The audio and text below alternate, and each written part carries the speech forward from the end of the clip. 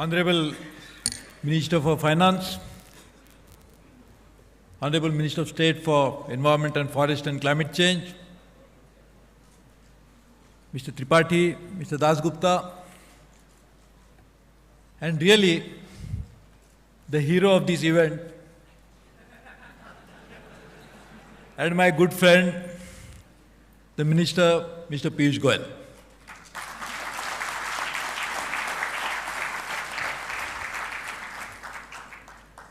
I know Mr. Goyal for a long time, so I don't think he lies ever, but I thought he was lying today.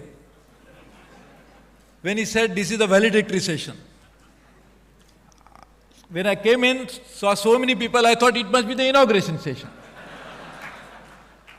And why there are so many people for valedictory is normally, as you mentioned, there are so many conferences which are held.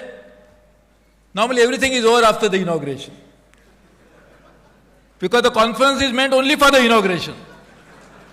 But this is one conference which was really intended to deliver something. This is one event which is the beginning of an everlasting process of making India self-reliant on energy path.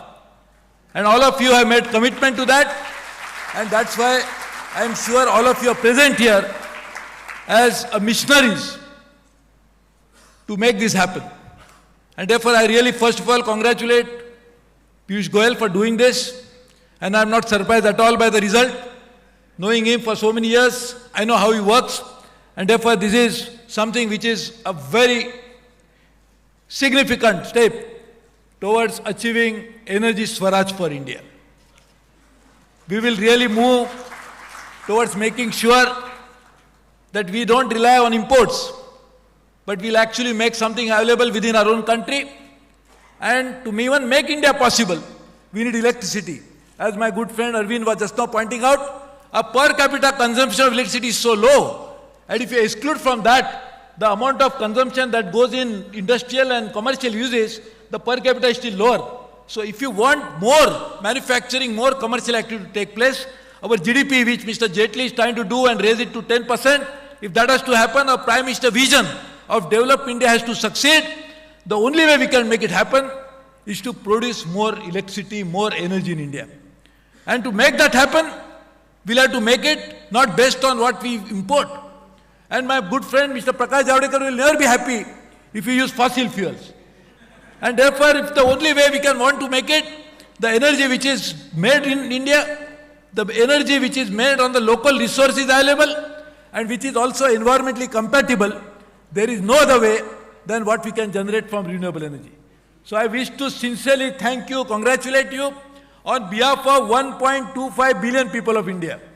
Because this is something they will get as their birthright, unlike the electricity which we normally have to go and plead, beg, please give me. Here they will get it because it is available to them. The only medium that was missing was people like you, the entrepreneurs, who will really make it happen. So first of all, congratulations. This particular conference is in the backdrop of falling oil prices. And therefore people are saying, when we talked about grid parity, how will it going to happen? But I think falling oil price, where people saying not a good news for renewable, but I must tell them that this particular conference is not a good news for those who produce oil. This is the first conference of its size and magnitude wherein no other country has committed almost 200,000 megawatts of renewable energy. And that too, now the expectations were 200,000, the target was 200,000, but the commitments have far exceeded that. And therefore just imagine, now we don't have to talk about grid parity and renewable energy. What we really need to find out is now how much more the oil will have to fall to match the renewable energy cost that is going to come down as a result of this. And therefore, we really need to understand this is a game changer for the energy scenario of the world. One country, which I know, has a target higher than this. But that country targets are driven by the state. This is one country in which all of you are committed to do this using market forces. This is a very significant step. My good friend Prakash Javadekar will be going to Paris very soon. And we are discussing climate change for years after years. And we and both are beneficiaries because we could also travel like this for negotiation. But these negotiations have not led us to anything because we have failed to capture the reality. And the reality is that unless you bring the markets on board, unless we marry market and state together to make the policies work, it is not going to happen. But just by making a policy statement, market won't work. What we really need is the aggregation of people like you who are really committing to make this happen. So I'm very happy that is a market-oriented revolution that is taking place, and no other country could even claim that they are closer to this. And I'm sure, therefore, as you said, India would truly be the renewable energy capital of the world very soon. And therefore, we look forward to that happening. And this is something, what we are doing today is helping the world too. Because our global greenhouse gas emissions will go down, which will help the global community. So India is playing a role of a global good citizen through this huge action that we have taken, which again was going to benefit our people in any case. Mr. Goyal mentioned about Mahatma Gandhi. And he said what he really had foreseen this. In fact, one of the dreams of Mahatma Gandhi was how to make India live in villages. But why it didn't happen? Because people migrated from villages to city only because there was something which was missing in the cities, and significant part of that was energy. If we could provide commercial electricity, commercial energy, there is of course the primary energy available in the villages, where we burn our fossil fuels and we really do that. But if you have the commercial energy available in the villages, I don't see any reason why people will migrate. That would bring in the type of town and village industries which happened in China, which propelled them into an industrial revolution. That could again happen in our villages, provided we provide renewable energy. This is something which is available in all 650,000 villages of India. This renewable energy source is available. It will differ from state to state. Somewhere it will be wind, somewhere it will be biomass, somewhere it will be solar, somewhere it will be micro hydro or mini hydro.